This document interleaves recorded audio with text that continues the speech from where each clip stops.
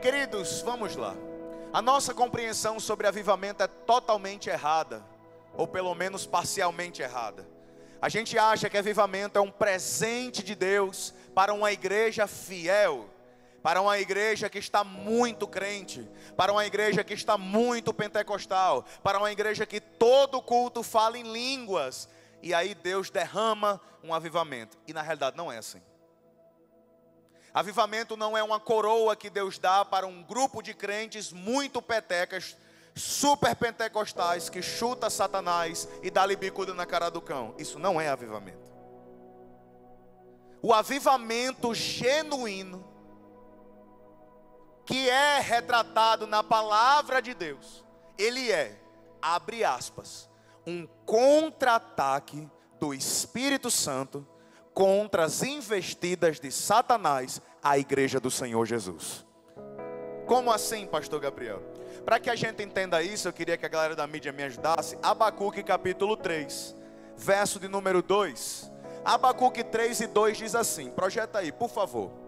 Ó Senhor, ouvi falar do que tens feito e estou cheio de temor. Ele está cheio de quê, igreja? Faze agora em nosso tempo. Coloca na NAA, por favor. Muda só, coloca na NAA. Guarde essa palavra temor, que nós vamos falar sobre ela. Só muda essa tradução, que essa daí é... Pronto. Senhor, tenho ouvido a tua fama e me sinto alarmado. Na NTLH estava temor, mas é o mesmo sentido. Aviva a tua obra. Quantos podem repetir comigo? Aviva a tua obra. Mais uma vez, aviva a tua obra. Todas as vezes que você lê na Bíblia referência sobre avivamento, é para a igreja e a obra de Deus. Avivamento não é para o mundo. O mundo é afetado pelo avivamento, pastor Gabriel? Sim. Mas o avivamento é o Senhor derramando sobre a igreja, porque os dias são maus. Para que a igreja não se perca totalmente, não se renda à apostasia, à devassidão, à impureza sexual, aos levantes de Satanás, à macumba, à feitiçaria, à linguagem neutra, às tendências do mundo, Deus, com sua maravilhosa graça, derrama de um poderoso avivamento sobre a igreja. Por isso que, ao longo da história, sempre um avivamento, ele é precedido por um tempo de frieza espiritual, por um tempo de carência espiritual, por um tempo onde parece que morreu a igreja, por um tempo onde parece que a igreja não faz mais diferença. Eu pedi para vocês frisarem, deixa aí projetado, Abacuque 3 e 2, por favor. Quando ele fala, me sinto alarmado, essa palavra alarmado é iare, que significa temer, ter medo, se sentir possuído de um respeito e também de medo e de angústia. Pastor, o que é que isso significa? Tenha medo de uma igreja sem a presença do Espírito Santo de Deus. Uma igreja sem a presença do Espírito Santo é pior do que um centro de macumba. Olhe para cá. Uma igreja sem a presença do Espírito Santo é pior do que uma reunião satânica. Diga misericórdia. Uma igreja sem o Espírito é pior do que qualquer centro de macumba, é pior do que qualquer culto satânico, é pior do que qualquer movimento anti-igreja. Mata muito mais profetas, destrói muito mais crentes, neutraliza a fé de muito mais pessoas. Uma igreja sem o agir do Espírito Santo, ela age pela mão do homem. Quando o Espírito Santo confronta você, ele fere seu coração. Quando um homem confronta você, ele lhe machuca. O homem bate, mas o Espírito, ele fere a alma. Quantas pessoas que estão aqui não já foram machucadas por igreja? Em nome da religiosidade, em nome de costume, em nome de tradição. Quantos testemunhos nós temos aqui nessa igreja? Testemunhos que pai conta de pessoas que há 40 anos. Pai, eu acho que o caso mais catastrófico, terrível, foi um senhor que ele batizou com 70 e tantos anos de idade na UTI para morrer. E o sonho desse senhor era ser batizado em águas. Crente há décadas. Só que divorciou. E aí a tradição disse: não podemos mais lhe batizar. Eu conheço um pastor que o ministério dele se acabou. Acabou, não é mais ninguém, não é mais nada. Pelo fato que ele foi traído por sua esposa. E ele disse: se eu cometi algum pecado servindo vocês, com vocês, disse: não, mas agora você não pode mais. Pastor, o que é que você está querendo dizer?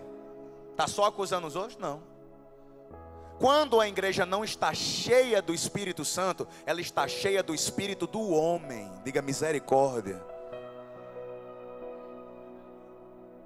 Quando a igreja não está possuída pelo Espírito Santo, é o espírito do homem que manda. O temor que está aqui registrado em Abacuque 3:2 é: eu tenho medo. Eu me sinto sobrecarregado, porque eu sei que o nosso estilo de vida atrai a ira. Você tem que lembrar do contexto de Abacuque, que estava orando, pedindo a Deus que o ajudasse a entender o cativeiro babilônico. Mas logo após sentir medo, irmão, se eu for falar um pouco mais sobre isso, você vai ficar besta, queixo caído. Abacuque 3:2 diz: Senhor, tenho ouvido a tua fama e me sinto alarmado. Deixa eu dizer uma coisa para vocês, para que alarme: os dias são maus. Paulo, quando escreve aos Efésios, diz: os dias são maus. E aí eu lhe faço uma pergunta, quero que você me responda: qual o maior inimigo de um verdadeiro avivamento? Você acha que é o quê? Qual é o maior inimigo do verdadeiro avivamento? Sabe qual é? Pastor, não sei. Qual é o maior inimigo do verdadeiro? Qual é o maior inimigo do verdadeiro avivamento? O falso avivamento. Irmão, olha para cá. No Instagram, toda a igreja é avivada. É ou não é? Na foto do Instagram, no story, a gente só posta o irmão que senta a presença. Mas do lado dele tem um frio, um cru. Deixa eu só abrir um parênteses sobre isso. Quando nós formos ouvir um alerta, uma exortação de Deus, devemos ter muito cuidado. Não estou dizendo que os que estão interagindo comigo são assim, mas devemos ter o seguinte cuidado: para quê? No momento em que eu falar aqui sobre fofoqueiro, você vai dizer: fala a Deus. Geralmente a pessoa que fala, fala a Deus, ela está dizendo: eu não estou inclusa. Manda mais dessa peia, Jesus, porque eu não apanho, quem apanha é meu irmão que está do meu lado. E aí a gente diz: tomara que Deus continue falando. Ah, se fulano tivesse aqui para ouvir. Fulano, vou lhe mandar o link no YouTube, pastor Gabriel pregou só para você hoje. Então vamos nos proteger desse pecado. Tudo que eu for falar a partir de agora, creia que é o Espírito Santo falando com você. Nem com seu marido, nem com seu filho, nem com sua esposa, nem com seu parente. Diga: é para mim, Jesus. Vamos todos juntos? É para mim, Jesus. Pronto, dito isso, o maior inimigo de um verdadeiro avivamento é o falso, pastor Jackson Gunavingre. Porque lá no Instagram, todo mundo põe versículo. Na bio do Instagram é só terra prometida, Josué 1:9. Seja forte e corajoso. Na bio do Instagram é Filipenses 4:13. Posso todas as coisas naquele que me fortalece. Na igreja, na foto lá, você vai no Instagram, você vê lá o perfil do Instagram, Pão da Vida. Você diz: rapaz, o povo lá não tem um crente frio. Porque no Instagram, todo mundo é avivado. Em todas as áreas, escute o que eu estou lhe dizendo. Em todas as áreas, em todos os departamentos, em todas as faixas etárias, a igreja está sendo fortemente atacada por Satanás. Esses dias eu vi uma criança de 7 anos de idade manifestar demônio. 7 anos de idade. Pais, vocês já oraram para seus filhos serem cheios do Espírito Santo? Porque o mundo quer encher eles de outra coisa. 7 anos de idade manifestando demônio. 7 anos. Esses dias viralizou na rede social. Estava conversando com o pastor Chico esse final de semana. Drogas digitais. Que são drogas digitais, pastor? Nunca tinha ouvido falar, descobri essa semana. Vídeos no YouTube, no TikTok, perfis, em que a música se diz, escute com fone de ouvido. Aí a criança coloca o fone. A onda vibracional daquela música libera dopamina na cabeça da criança. E viralizou um caso de uma criança lá nos Estados Unidos, que foi para o pronto-socorro babando, desmaiada, e o médico disse, seu filho está com overdose. O pai ficou. Ele nunca chegou nem perto de bebida, ninguém lá em casa bebe, ninguém lá em casa usa droga, isso é impossível. Ele disse, não, está aqui o seu filho, está nitidamente com sintomas de overdose, babando, as pupilas dilatadas. Ele mostrou lá, fizeram um mapeamento de tanta dopamina liberada pelo cérebro, o cérebro da criança fritou. Não precisou sair de casa para se drogar. O mesmo efeito que a cocaína, o mesmo efeito que o crack dá, liberado na palma do celular com o fone de ouvido. As crianças, vocês já viram, eu não preciso falar sobre isso. Quantos já viram um vídeo de um pai ou de uma mãe, quando toma o celular da criança, ela surta, ela enlouquece? Alguém já viu? Criança bate o pé no chão, enlouquece. É o mesmo sintoma que temos lá na casa do pai, quando tem crise de abstinência. Igual. É o mesmo. Quer bater em todo mundo, começa a gritar, começa a espernear. É igual quando tira a droga. Que posso eu falar ainda mais? Pastor Jacques, esses dias eu estava conversando com ele, falando sobre a volta de Jesus, falando sobre os tempos da igreja. Ele disse, pastor, um pastor muito querido meu me ligou para falar de um grande amigo meu, que é pastor há não sei quantas décadas. Estava no adultério de dezenas, era mais ou menos assim a história. Estava em adultério há vários anos com uma irmã secretária da igreja. Anos de adultério, pregando em cima do púlpito. Dentro da igreja. Esses dias teve um pregador que pregou aqui na igreja. Aqui, nesse púlpito. Pouco tempo depois, o pastor Chico descobriu que ele estava pregando de noite, e depois da pregação ia tomar uísque. Meus irmãos, que posso eu falar mais? Meus irmãos, olhem para cá. Existe parte dessa população de pessoas que são itinerantes, que pregam o evangelho de igreja em igreja, que hoje está na igreja, amanhã está em outra, lá no estado, toda está na outra, que não está vivendo para servir a igreja, está ganhando dinheiro às custas da igreja. Pastor, como assim?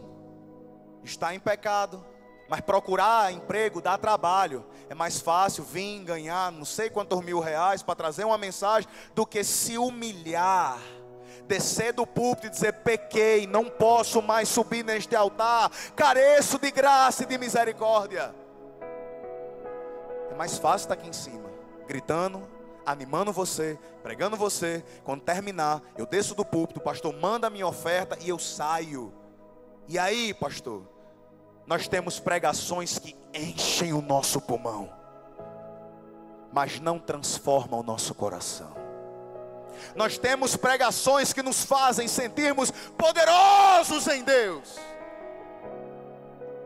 mas na segunda-feira a gente é a mesma pessoa. Esses dias agora a gente descobriu um caso de uma senhora de mais de 60 anos de idade. Mais de 60 anos de idade, conversando com 3 homens ao mesmo tempo para namorar. Você está rindo porque não era sua mãe, não era sua avó, não era sua tia. O povo está inflamado em seus próprios pecados. Nós vemos adolescentes de 12, 13, 14 anos de idade, perdidos de amor, velhos possuídos de desejo. Há uns anos atrás teve uma senhora que veio para se aconselhar. Estava eu e o pastor Henrique Jorge na sala. Senhora de seus 70 e poucos anos de idade. Ela disse: quando eu vejo um homem, me bate um negócio dentro de mim. Mais de 70 anos. O pastor Henrique Jorge olhou e disse: irmã, isso é demônio, isso é o cão nos seus coros. Um fogo sobe dentro de mim, pastor, o que será isso? Aí pastor Henrique Jorge estava comigo na sala e disse: é o Satanás querendo levar você para o inferno. Senhora dessa idade. Pastor, a gente ri, irmão, mas não é para rir não, a gente é para chorar. A gente precisa entender, meu irmão. Existe uma competição ministerial. Olha para cá. Pastor Chico Chagas não falou isso, nem comentou isso, mas eu vou falar porque o Senhor está me dando autoridade. Quando nós trouxemos a cantora Rayane e Vanessa para cá, uma equipe de pastores lá de Natal ligou e disse: o que é que fulana está fazendo aí? Não é para estar aí não, só é para cantar na nossa igreja. Pastor Chico me disse: ela não tem nada a ver com o pão da vida, não é para ir para aí, ela é para cantar só para a gente. Não foi o pessoal daqui de Mossoró, foi uma equipe lá de Natal. Pastor, o que é que você está querendo dizer com isso? O reino de Deus virou competição, meu irmão. Esses dias chegou uma irmã para mim e disse: pastor, está vindo vários jovens da Assembleia de Deus para cá para pão da vida. Eu falei: misericórdia, Deus tenha misericórdia de nós. Pastor, mas aqui é bom. Eu falei: não, minha irmã, a partir do momento em que uma igreja precisar de transferir crente para crescer, é sinal que ela está morta, está faltando o Espírito Santo nela. Pastor, misericórdia. Eu falei: não, misericórdia digo eu. Satanás opera para que o reino se divida, para que haja ordem entre os pastores, para que haja briga ministerial, para que igrejas trabalhem contra a igreja. Porque enquanto tivermos com nossas espadas apontando uns para os outros, o inferno vence. Todos os anos, quando chega nesse período do ano, eu levanto a igreja em oração pelo Mossoró para Cristo. Desde que a gente entra lá do outro lado, pequenininho, 4, 5 irmãos, digo: vamos orar, porque a igreja, a Assembleia de Deus, está fazendo um Mossoró para Cristo. Oremos, para que o Senhor retome aquele tempo em que centenas de pessoas aceitavam Jesus. Mas nós vivemos tempos de frieza.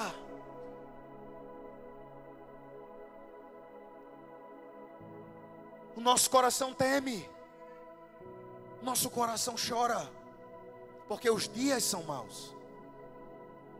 Jovens perturbados dentro de si, pessoas com carência emocional. Há 10 dias, de 10 dias para cá, eu e a minha esposa conversamos com mais de 20 casais, todos dizendo: vou me separar. Mais de 20. Alguns daqui da igreja, outros que nos conhecem pela internet. E o clamor era só um: meu marido é narcisista, meu marido só pensa em si mesmo, meu marido é bipolar. Uma irmã que me ligava chorando dizia: eu não sei o que acontece. Na igreja, 2 crentes: meu marido, pastor, quando está no culto é uma bênção, mas quando chega em casa é o Satanás.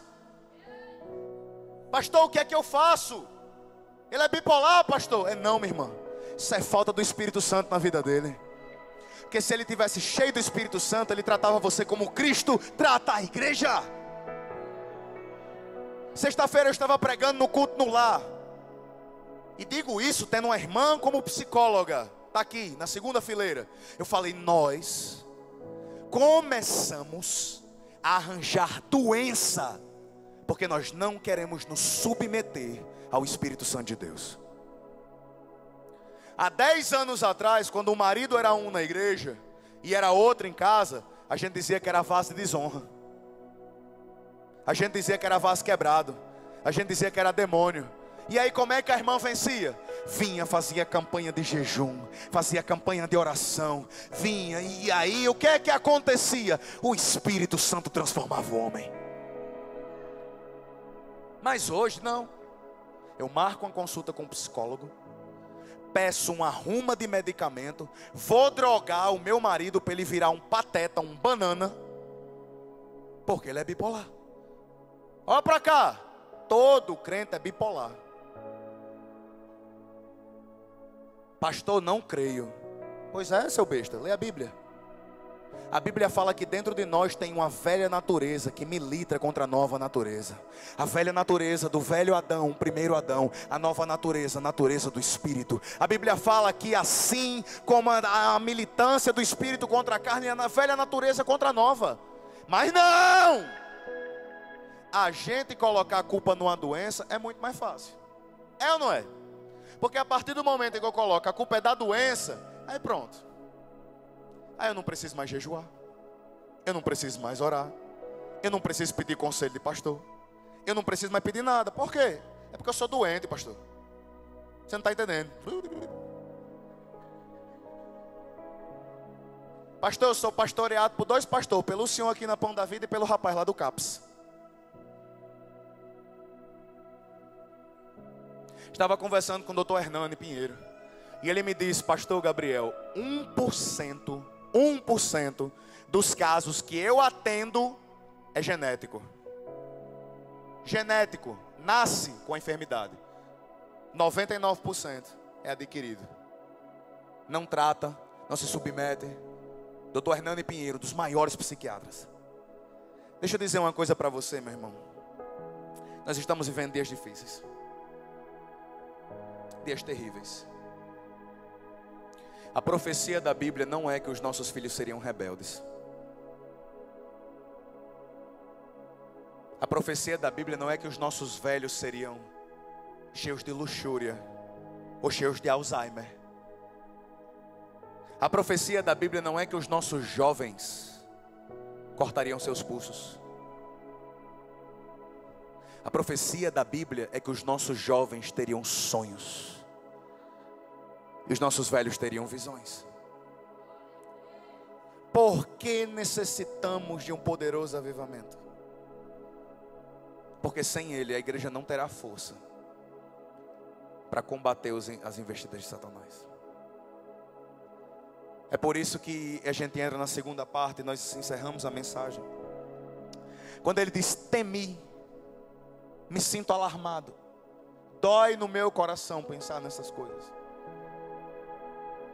Aí ele fala a segunda coisa, que eu quero convidar você a repetir comigo. Diga assim comigo, aviva a tua obra, Senhor. Diga mais uma vez, aviva a tua obra, Senhor. A palavra aviva aqui é chaya no hebraico, que significa tornar a ter vida, restaurar a vida, restaurar o vigor, restaurar, fazer crescer, reviver, reanimar. Esses dias eu estava conversando com a missionária Aparecida Borges, que é minha tia. Você sabe o que ela me falou? Ela abriu o coração e disse, Gabriel, estou cansada. Acho que ela vai fazer 40 anos que ela pega a Bíbliazinha, a mala dela e viaja por aí pregando a palavra. Eu disse, estou tão cansada. Sabe o que é que eu tenho visto de homens de Deus falarem para mim? Cansado. Não tenho mais força. Não tem mais o que fazer. É daí para pior. Uma das pessoas que organizava essas cruzadas evangelísticas aqui na cidade de Mossoró chegou para mim e disse, pastor Gabriel, o povo não quer mais ouvir a palavra, não tem mais jeito. Antigamente a gente fazia um culto evangelístico, salvava 30 pessoas para Jesus. Fazia uma cruzada, era 100 pessoas para Jesus. Hoje não tem mais. Estou cansado. Quando a igreja cansa, quando a igreja dorme, quando a igreja está perdendo a vida. Aleluia.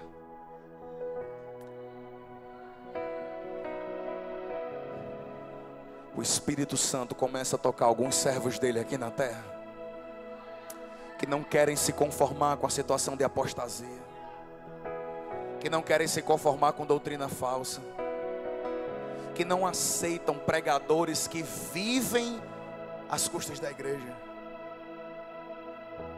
Se tudo isso, olha para cá, o que eu lhe falei agora gera indignação no seu coração. Gente que pega o dízimo da igreja que você soa. Pastor, você está falando da Pão da Vida? Eu estou falando da igreja de Cristo na terra. O que eu lhe falei, ele gera indignação. Você fica preocupado. Você fica... Porque tem dois tipos de pessoas que ouvem essa mensagem. O primeiro tipo de pessoa é: Senhor, tem misericórdia de nós. O segundo tipo de pessoa é: Senhor, acabe logo este culto, quero ir para casa jantar. Se essa mensagem que eu estou falando, dizendo para você que ou a igreja toma uma postura de oração, pedindo um genuíno e poderoso avivamento, ou pode ser que não haja igreja para os seus filhos congregarem. Como assim, pastor Gabriel? Dá um Google e veja os movimentos ao redor do mundo para acabar com a igreja. Esses dias Jomar estava conversando comigo e disse: não sei quantas centenas de igrejas fechadas na Filipina, não sei quantos crentes presos na Nigéria, pastores presos, cristãos mortos, igrejas fechadas. Dá um Google e vê como é o evangelho lá na China. Pesquisa. Aí você acha que isso não vai chegar aqui em Mossoró? Você acha que isso não vai chegar aqui no Brasil? Ah, pastor, mas eu estou muito bem, eu tenho a Pão da Vida. Está na hora da gente acordar para essa realidade, meu irmão.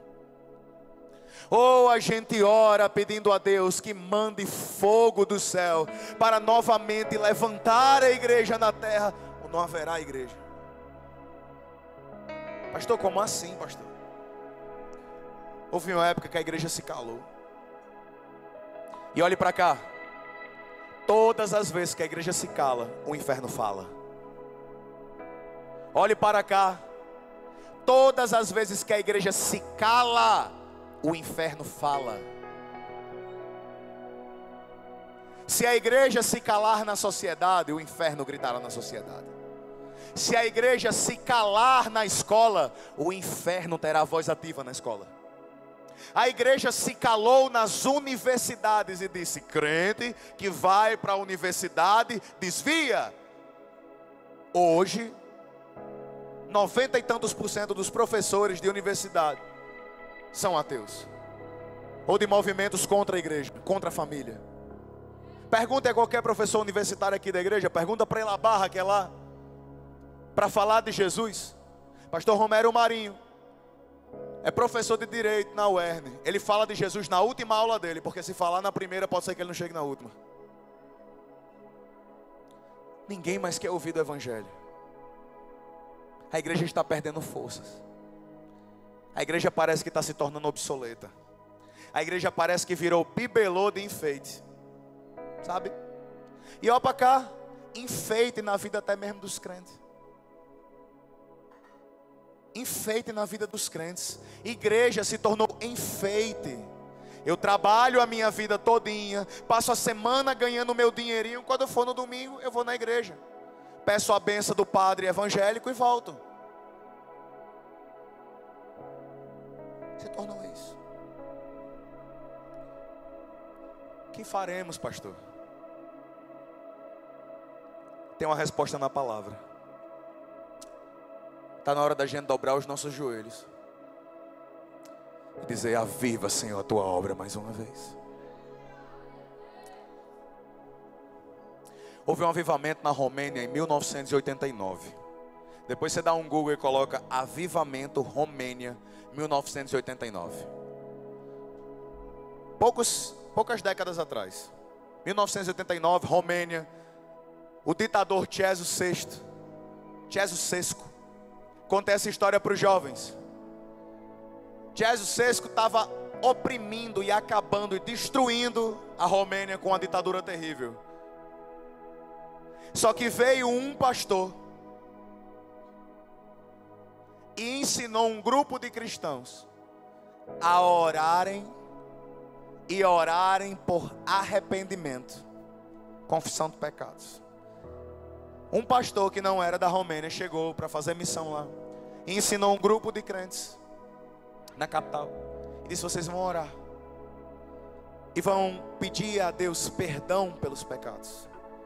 Mas a gente já pediu, disse: não tem problema, ore só isso. Se humilhe diante de Deus, peça perdão pelos seus pecados. E esse pastor foi embora. E a igreja começou a orar e dizer: Senhor, nos perdoe dos nossos pecados. Senhor, tem misericórdia de nós. Senhor, lembra-te de nós. Senhor, não nos esqueça. Senhor, tem misericórdia desta terra. Senhor, tem misericórdia deste país. Senhor, não desista da Romênia. E começaram a orar. A igreja começou a crescer. Começou a crescer a ponto de incomodar. Igreja que não incomoda está com defeito. Igreja que não incomoda o mundo é porque faz parte dele. Vou falar de novo para ver se tem algum crente aqui que pega. Igreja que não incomoda o mundo é porque faz parte dele. Começaram a incomodar. O ditador Tiesio VI mandou um pequeno batalhão ir na casa do pastor, matar o pastor. Os crentes ouviram isso. Foi decretada a morte do pastor deles. Fizeram um cinturão de pessoas ao redor da casa do pastor. Não vão matar não, para matar ele tem que passar pela gente. Aquele pequeno batalhão volta, vai embora. E diz que iam buscar reforços para prender todo mundo. Os crentes também fizeram a mesma coisa. Um jovem da Batista saiu chamando a maior quantidade de crentes que ele conhecia e comprou várias velas. Era uma noite fria na Romênia. E centenas de pessoas se arrodearam à casa do pastor. Esse crente da Batista pegou a primeira vela que ele havia comprado, acendeu e começou a incendiar todas as outras velas. E quando o exército chegou, dezenas de pessoas ao redor da casa do pastor, cantando louvores e orando ao Senhor.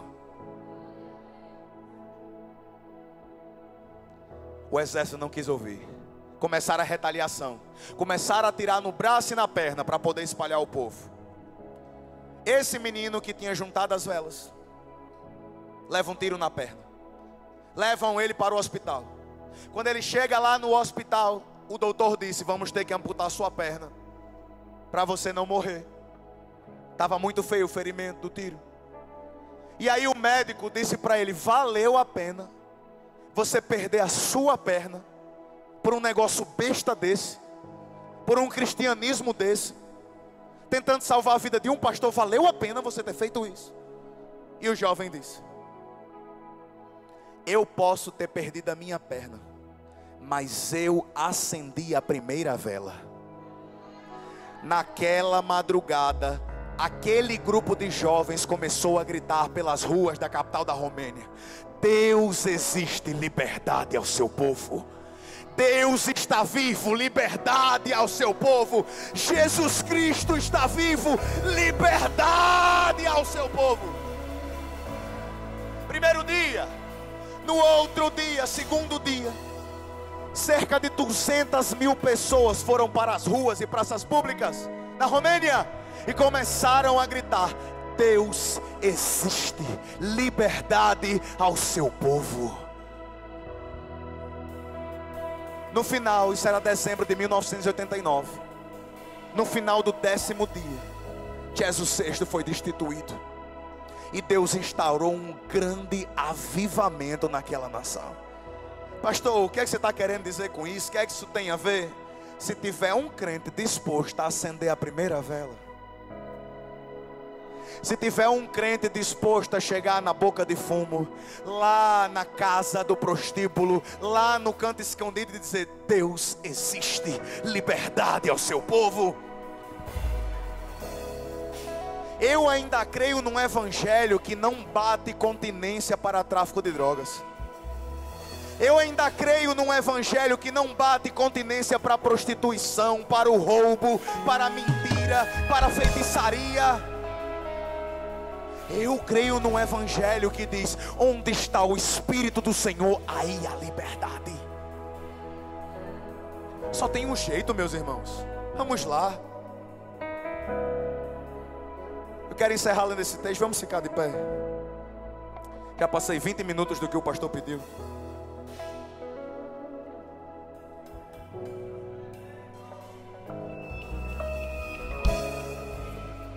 Segundo livro de Crônicas, capítulo 7.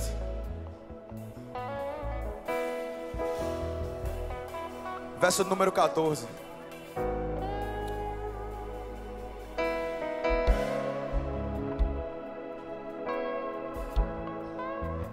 Qual é o contexto, pastor Gabriel? Antes da gente ler, pode deixar aí na tela.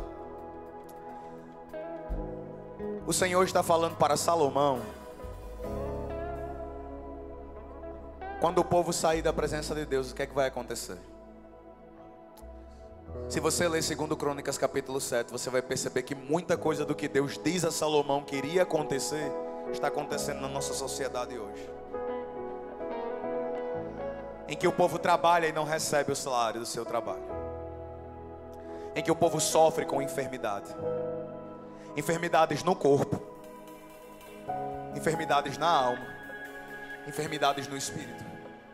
Em 2 Crônicas capítulo 7, Deus fala para Salomão: no dia que vocês me abandonarem, tais coisas irão acontecer. E se você ler o capítulo 7, vai parecer o cenário do Brasil.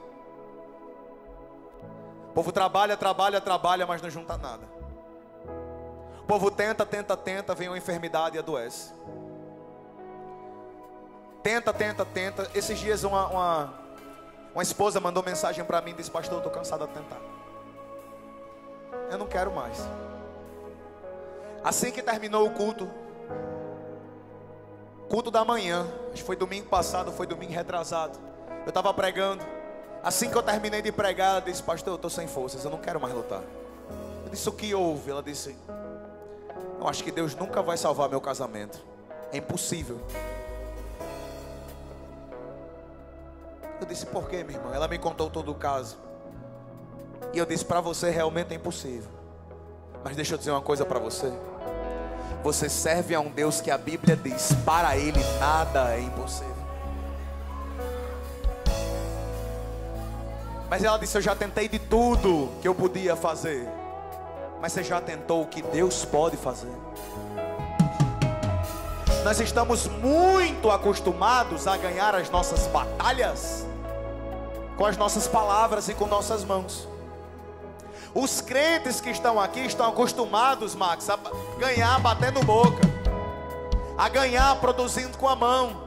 Mas eu sou filho de uma geração que ganhava, era aqui, era no joelho, ó. Era, irmão. Quando um crente recebia um diagnóstico, não corria para cirurgia não, corria para o círculo de oração. Eu sou de uma época que se fazia sexagem no culto de oração, para descobrir qual era o sexo do bebê. Max me disse: eu descobri o sexo do meu bebê de Eric no círculo de oração. Onde está a fé do nosso povo? Será que Deus não faz mais? Será que Ele mudou? Será que a mão do Senhor está encurtada? O braço do Senhor está aí, sabe, dobrado, e a gente não vai ver mais nada? Ou a cada dia que passa o mundo vai cada vez mais avançar, a igreja vai cada vez mais recuar. Mas essa palavra aqui me garante. O que, pastor Gabriel? As portas do inferno não prevalecerão contra a igreja do Senhor.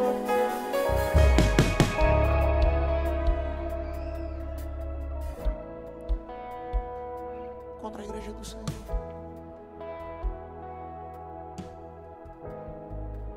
Esses dias um pai pediu um conselho para mim. Não sabia o que fazer. O filho dele de 6 anos de idade, 6 anos de idade, foi pego dentro do banheiro da escola, beijando e tocando as partes íntimas de outro menino. Pastor, o que é que eu faço? O que é isso, pastor? Pai crente, o que é que eu faço, pastor? Deixa eu dizer uma coisa para você, meus irmãos. Ou nós nos posicionamos como um povo que ora e pede a Deus avivamento, ou cada dia que passa será mais realidade. Eu quero orar e quero ler esse texto. Qual é o segredo, pastor? Eu não vim aqui só para fazer você pensar que tudo está ruim, que está tudo dando errado, que não vai ter mais solução.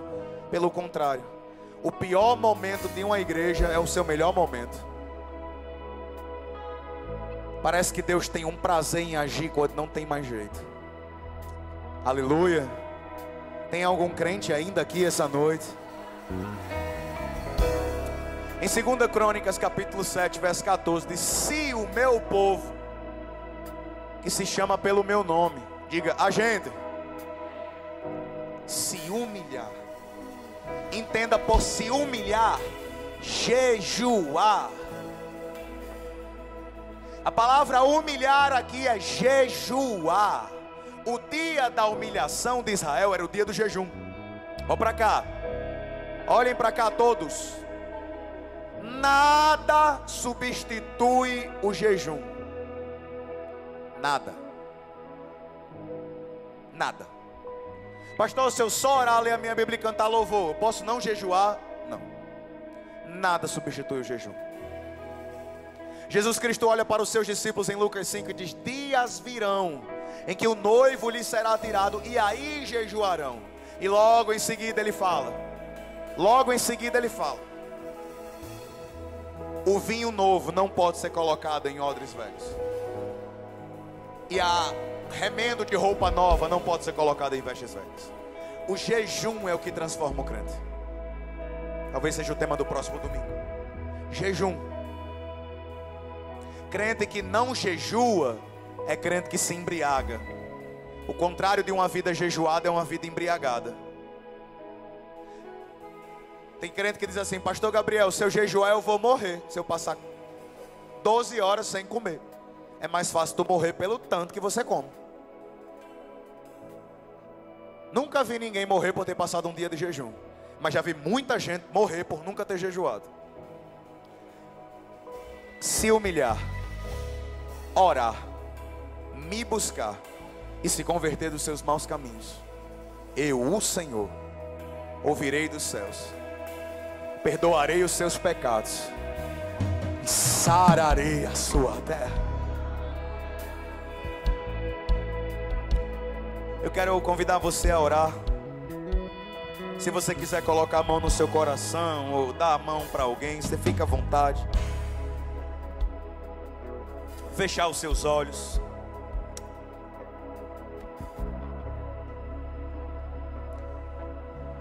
Pastor, eu oro pelo quê? Ore pedindo perdão a Deus. Ore pedindo misericórdia de Deus. Misericórdia de Deus para a nossa igreja. Misericórdia de Deus para a nossa cidade. Que Deus se incline dos céus e ouça a nossa oração. Ó Espírito Santo, nós não sabemos orar como convém, mas nesse momento pedimos que interceda por nós junto ao Pai.